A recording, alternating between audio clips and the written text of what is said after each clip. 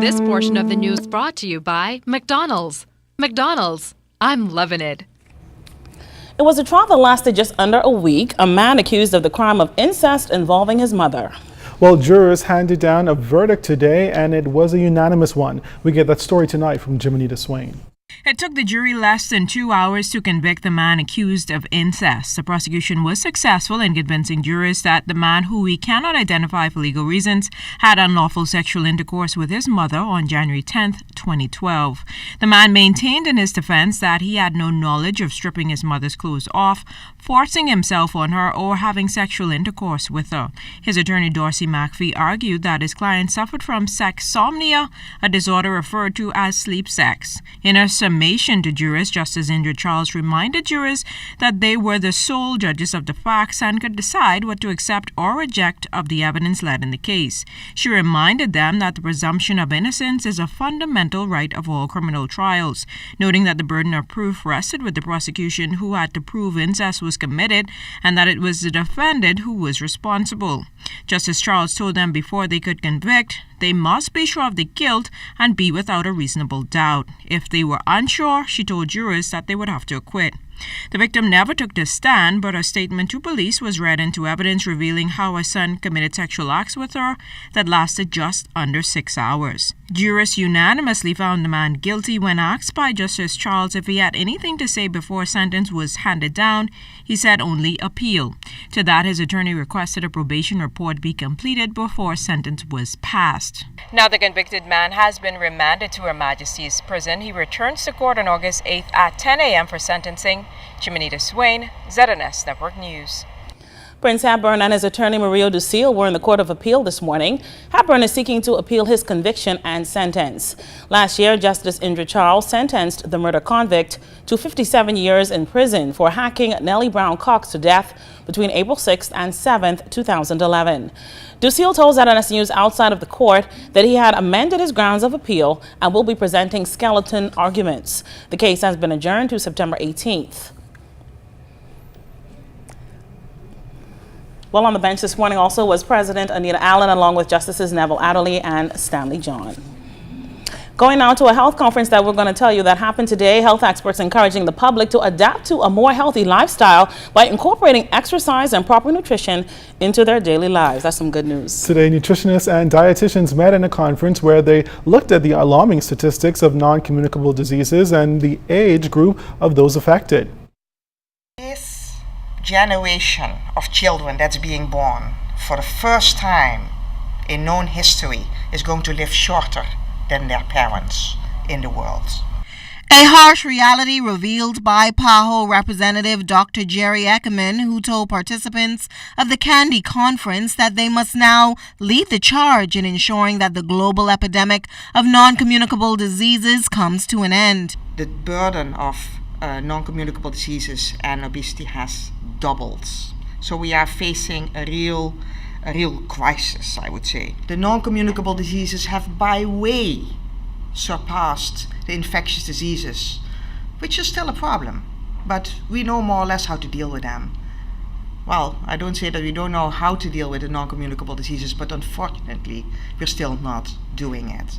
Participants were reminded that eating habits lead to non-communicable diseases, which are promoted by price, fancy marketing, availability, and affordability.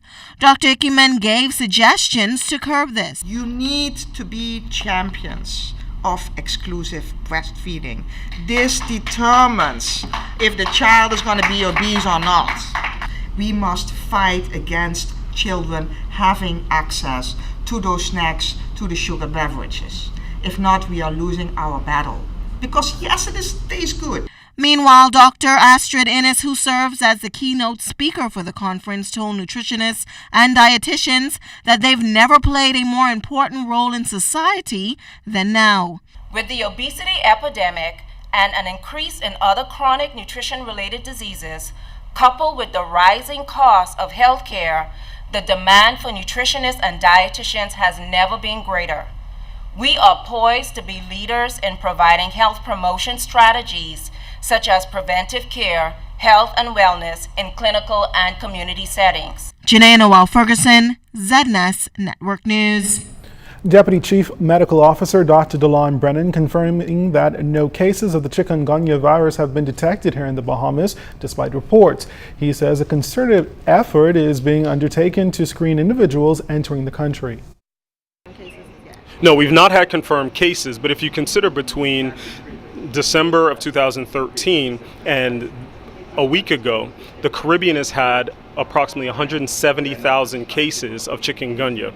It has come as far north as the Turks and Caicos Islands. So for us to ignore it would be like putting our head in the sand. It is coming our way, and people from the Caribbean and, they've had imported cases in the US, in the UK.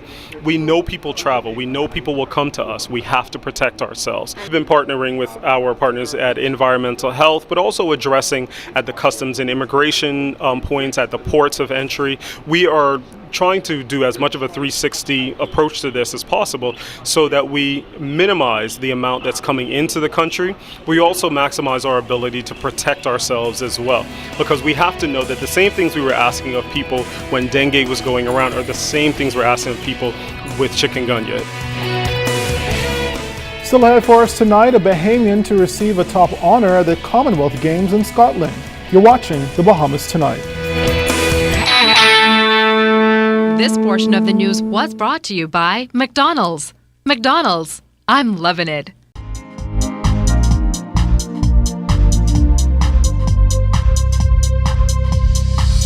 This is your Royal Fidelity Business News. I'm C.S. Scatterly.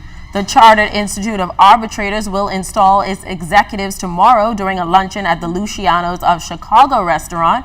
Prime Minister Perry Christie and Minister of Financial Services Ryan Pinder are expected to attend the event. In other business news, the Bahamas will be hosting the Caribbean Association of Regulators of Cooperatives tomorrow and Friday at Super Clubs Breezes. The group was formed to bring together regulators within the Caribbean to discuss matters of mutual interest, benefits, and to create a networking group to take advantage of joint training, development, promotion, all in an effort to encourage a legal and policy environment that promotes safety and soundness of cooperatives. And in international news, General Motors Chief Executive Mary Barra told U.S. lawmakers that she was never informed about problems relating to faulty ignition switches. Facing intense questioning from the Congress over GM's handling of the safety scandal, Ms. Barra said culture at the car maker had changed. Although she appeared in Washington just 11 weeks ago, questions lingered over GM's handling of the recall. Barra reaffirmed the faulty switches had been linked to 13 deaths so far. This has been your Royal Fidelity Business News. I'm C.S. Scatterly.